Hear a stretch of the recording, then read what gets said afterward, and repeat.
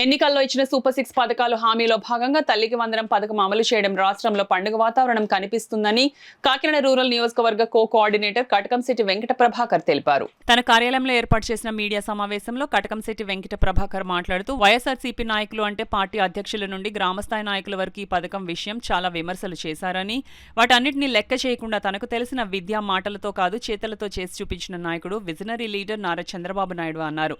ఈ సమావేశంలో నాయకులు కాకలపల్లి చలపతిరావు, కంచుమర్తి లావణ్య, ఏటుకూరి నాగమణి, పడాల గురుమూర్తి, బచ్చల కామేశ్వరరావు, మార్కండేలు, నవరపు సత్యబాబు, చోడిశెట్టి కృష్ణ, గుబ్బల భాస్కర్రావు, గుడాల లోవరాజు, పొదురుపు ఉమా, మందారపు చిట్టిబాబు తదితరులు పాల్గొన్నారు. నాణ్యమైన భోజనమే కాకుండా విద్యార్థులకి పుస్తకాలు, యూనిఫాములు, అదేవిధంగా స్కూలు బ్యాగులు, ఎటువంటి బొమ్మలు ఇదివరకు జగన్మోహన్ రెడ్డి గారు అయితే బొమ్మ వేసుకుని ప్రతి పుస్తకం మీద బొమ్మ వేసుకున్నాడు, ప్రతి బ్యాగ్ మీద బొమ్మ వేసుకున్నాడు, బెల్ట్ మీద బొమ్మ వేసుకున్నాడు, షూ మీద కూడా బొమ్మ వేసుకున్న పరిస్థితి మన జగన్మోహన్ రెడ్డి గారి.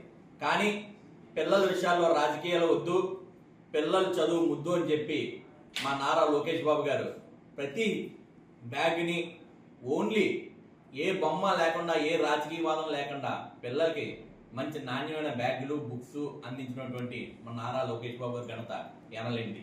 ఇది కూడా ఒకసారి గ్రహించవలసింది. కేజీ నుంచి పీజీ వరకు ఉచిత విద్యను అందిస్తాను, నేను మీ పిల్లలందరికీ మేనమామని అని చెప్పినాడు జగన్మోహన్ రెడ్డి. ఈరోజు బెంగళూరు కోటలో కూర్చుని మరి ఇలాంటి బురద జల్లే కార్యక్రమాలు, మంచి కార్యక్రమాలు చేస్తున్న వాళ్ళకి బురద జల్లే కార్యక్రమాలు చేస్తున్నారు.